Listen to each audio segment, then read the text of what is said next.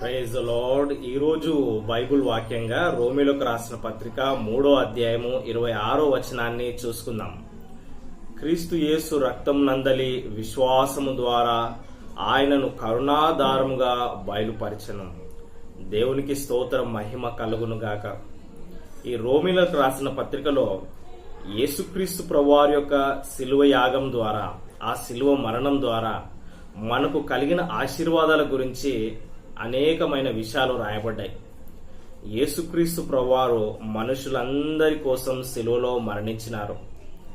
ఆయన రక్తము ద్వారా పాపక్షమాపణ కలుగుతా ఉంది. సర్వలోకము కోసము ఆయనే బలిగా అర్పింపబడినాడు. పాపపరిహార్థ బలిగా, సమాధాన బలిగా యేసుక్రీస్తు ప్రభువారు ఒక గొర్రెపిల్ల వలె శిలువలో అర్పింపబడినారు. మరి ఆయన యొక్క త్యాగం ద్వారా, ఆ యొక్క కరుణ ద్వారా